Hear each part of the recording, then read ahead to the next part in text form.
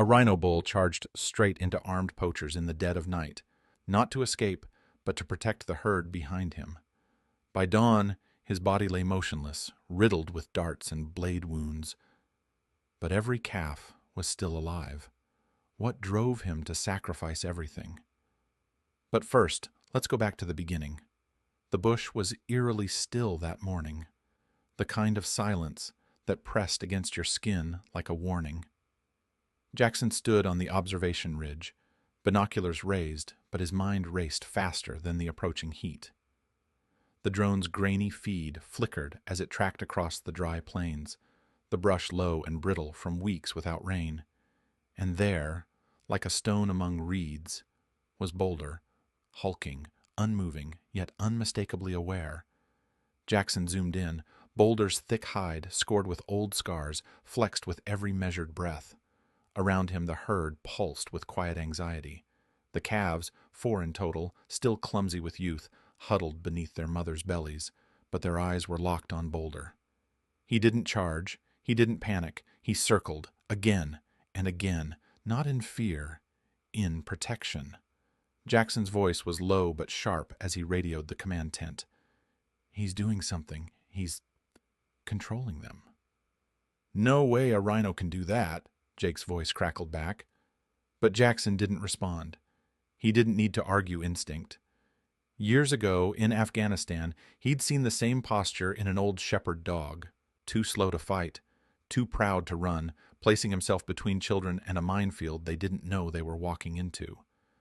That same energy radiated off Boulder now, primal, silent, unmistakably noble. This was not instinct. This was choice. He watched as Boulder paused at one edge of the circle, nostrils flaring, head low. A faint dust plume rippled to the east. The poachers weren't there yet, but Boulder felt them. Somehow, he always felt them. "He's buying them time," Jackson muttered. "What?" "He knows." Down below, a female rhino shifted nervously, and one calf let out a high, uncertain squeal. Boulder turned, not toward the sound, but toward whatever threat was still unseen. His massive head swung side to side, ears twitching, every sinew of his body tuned to violence. And then it hit Jackson. This wasn't a freak behavior. This was a survivor who had made a vow in a language no human could understand. A vow to never let what happened to him happen again. Boulder wasn't guarding them out of some confused instinct. He was standing sentry because no one else would. And in that moment, as the drone panned wider and the sun began to rise in golden ribbons through the acacia trees, Jackson felt it deep in his chest, something he hadn't felt in years: hope. The headlights carved narrow tunnels through the bush, but Jackson barely saw them. His hands gripped the wheel with a tremor he couldn't suppress. The Jeep bucked over the rocks, tires spinning on loose sand, but he didn't slow. Beside him, Jake clutched the dash, barking updates that came a second too late. Static hissed in his earpiece. No drone feed, no eyes in the sky. The digital map blinked like a dying heartbeat, but Jackson didn't need coordinates. He followed the sound, the unnatural silence. Then, far ahead, a blur of movement, the flicker of a retreating figure vanishing into the bush. A man, 2 more shapes behind him, gone, like ghosts. And then Jackson saw the blood, not splattered, but dragged. Thick streaks matted into the grass, leading into a clearing dimly lit by the Jeep's beams. Boulder lay crumpled in the center, his massive frame casting a shadow over the ground like a fallen monument. His legs were curled awkwardly, chest heaving in uneven bursts. Darts, 5, maybe 6, jutted from his shoulder, neck, even his jaw. One eye was swollen shut, the other locked with Jackson's in a slow blink that felt like surrender. Jackson dropped to his knees. "Jesus," Jake whispered behind him. "They butchered him." But Jackson wasn't looking at Boulder's wounds. He was looking at what Boulder had guarded. The herd stood behind him, motionless, unharmed, calves pressed tight against their mothers, wide-eyed and still trembling. Not a single one missing. Jackson moved closer, kneeling beside Boulder's head. The rhino didn't flinch. He just let out a breath. Ragged. Wet. Foam touched his lips. Blood trickled down the grooves in his armor-like hide, pooling in the dirt. But he was alive. Barely. Jackson pressed a hand against Boulder's thick neck. "You held the line," he said quietly. "You mad, beautiful bastard." He saw it then, in the churned earth, the broken branches. Boulder had taken the fight to them. Not in defense, in defiance. He'd flanked them, ambushed the ambushers. The crushed undergrowth bore the tale of a short, brutal war. Blood that wasn't his stained the thorns. This wasn't instinct. This was a final stand, and even now Boulder refused to let go. His body, ruined and sedated, still strained toward the herd, as if by sheer will he could remain between them and the dark. Jackson turned away for a moment, because the weight in his chest was unbearable.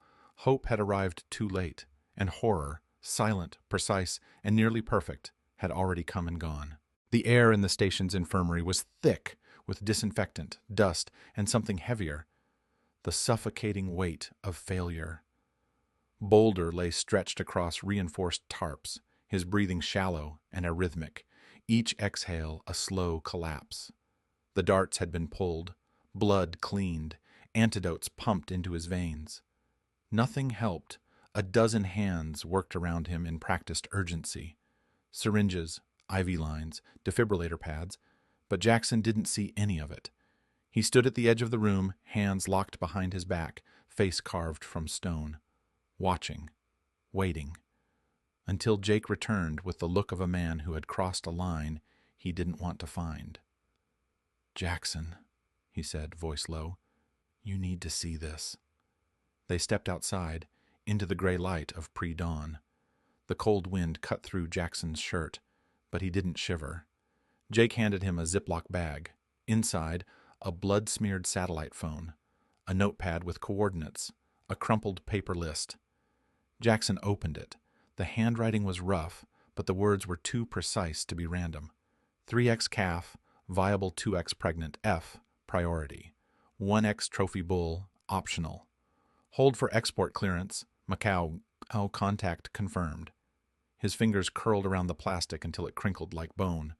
"This wasn't about Horn," he muttered. "It was never just about Horn." Jake's face was pale. "It's a trafficking order, live export. Whole animals, for breeding, display, slaughter, they don't care, as long as they're rare." The rage cracked open in Jackson's chest like a fault line. "They were trying to erase the herd's future in one night," he said, jaw trembling. Boulder knew. He didn't say how, didn't need to.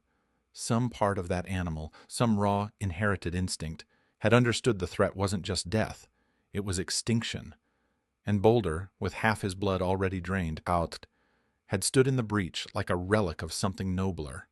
Then a shout came from inside the infirmary. Jackson ran. So did Jake.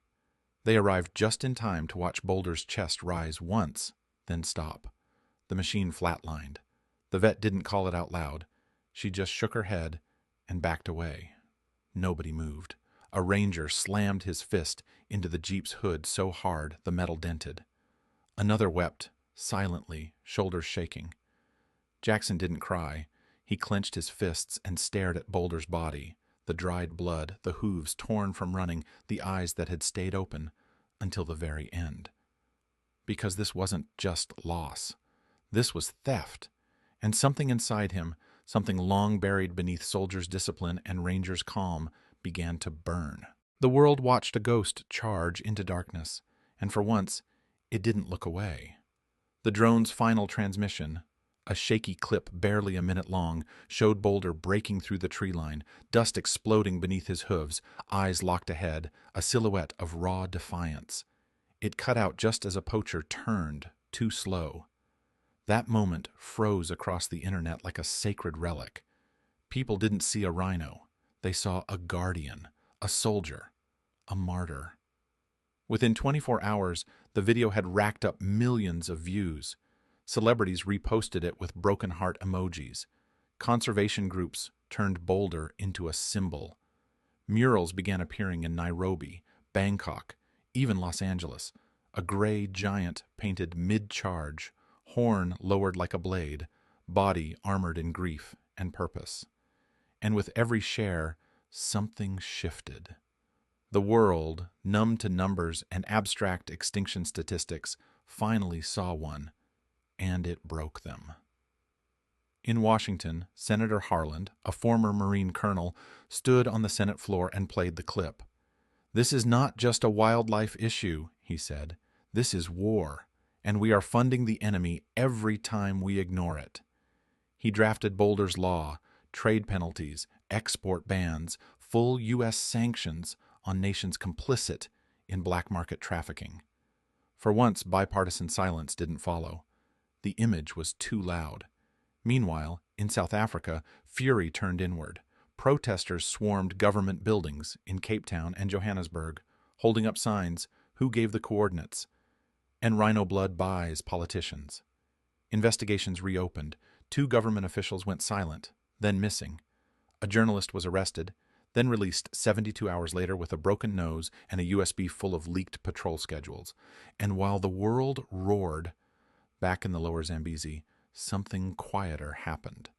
The herd didn't scatter, as they usually did after an attack.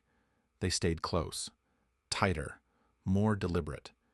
And then the smallest calf, the one rangers had barely tracked because she'd always stayed hidden, stepped forward. She began patrolling the perimeter like Boulder once had, ears high, steps measured. When others grazed, she watched the wind. When birds scattered, she paused. Not out of instinct, out of memory. Jackson called her Hope, not because he needed the name, but because she earned it. It wasn't mimicry, it was evolution. What Boulder did hadn't just protected life. It had reshaped it, set fire to something deep and ancient, passed the torch not through blood, but through will. But revolutions, even silent ones, provoke reaction, and somewhere beyond the reserve's edge, disaster was already watching, waiting, counting down.